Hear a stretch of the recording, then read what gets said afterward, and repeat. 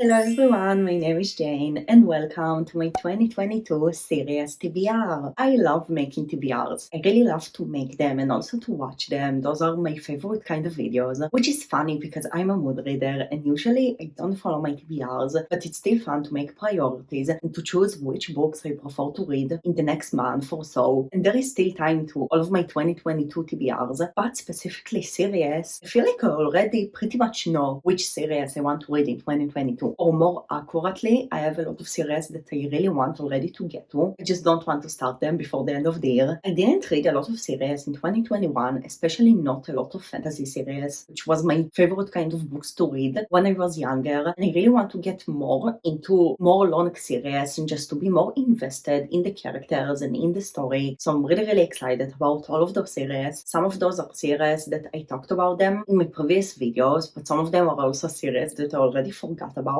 And yes, I think that let's just start, and I will start with the only series here that I know that I will 100% read in 2022, and that's because we have a read-along for this series. Maybe you can already guess it, but I'm talking about The Poppy War by R.F. Kong. We are doing a read-along about this trilogy between January and March, and I will link the details of the read-along if you want to join us. But basically, this is a 5-star prediction. I already talked about it in my previous videos, so I will mention it really quick. But basically, The Poppy War is an adult fantasy series. We are following a peasant that basically passed a few tests and got into an elite school to be a soldier in this big war in the world. I heard that it's really dark and there is a lot of hard topics in this series, but honestly it just makes me want to read it even more because usually I do enjoy those kind of series the best, and I'm really excited to get to it. I will already start the first book in January and I honestly can't wait. I heard amazing reviews about the series and I'm so excited to start. Now the next series is a series that I own the first book of for already so much time. Like I think that for a year, and I think it's finally time for me to read it, especially because I do think that I'm going to like it. And this series is From Blood and Ash by Jennifer L. Armentrout. This is the first book in the Blood and Ash series. I think this series is going to be 6 books if I'm not mistaken. Currently there is only 3 books out, but I know that prequel was released or it's going to be released. But basically it's a long series, but it's also a really hyped up series. This is an adult romance fantasy. I know that the romance takes a big part here. From what I understand, it's also supposed to be steamy, and I was pretty afraid to pick it up because all of the hype. I was really afraid to be disappointment from it because I heard amazing reviews, but honestly I do think that I'm going to like it. I know that there is a really good plot with a lot of twists and just things that you don't expect, which is my favorite kind of books. And basically in this series we're following a maid, and honestly I don't know too much, but I also don't want to know too much. I do want to go to it pretty blind. I just know that there is the bodyguard trope in this book, which is one of my most favorite tropes, so far I almost don't read it. So also the trope is something that I really enjoy, and I just know that it's going to be really fun. Now the thing is that I have the Illumicrate exclusive edition. I got for myself a bookish box only one time, and it was this one, the From Blood and Ash exclusive edition. So like I have the exclusive edition and it's beautiful. Like it's also pretty. I also have a really beautiful art print and a mug and a blanket, and everything is inspired by From Blood and Ash. So I really want to already get to it and to actually read it and to see what all the hype is about. I'm still really afraid that I will be disappointment from the series, but I really hope that not. Like I expect that I would at least like it. That's what I'm hoping for. And it's pretty long. I think it's 600 pages, the first book, but I thought that it reads so quickly. So yes, hopefully I will like it. Now the next series is a series that I also have for so much time, and honestly I already forgot that I own this book. And this is The Children of Blood and Bone by Tommy Adamy. The second one is Children of Virtue and Vengeance. Both of them are translated to my native language, so those are in my native language. Now there is currently 2 books out. I think it's going to be a trilogy from what I found online. I don't think it's going to be more than 3 books, but currently there isn't a release date for the 4th book. So currently there is only 2 books out, but I own both of them. I'm really excited to get to it because I heard really good reviews. This is basically a YA fantasy series. I'm trying to read less YA, but I still heard such good reviews about the series. I'm pretty sure that it's African inspired, but I can be totally wrong. I just know that this is a high fantasy story, and in this world there was magic in the past, but currently there isn't any magic anymore. The main character of the story tries to get back the magic or something like this. Honestly, I love the covers, I love the design, I love the vibes that it gives me. And yes, there is amazing reviews. I really hope to love it. I do have less expectations because it's a YA, it, but I still think that compared to other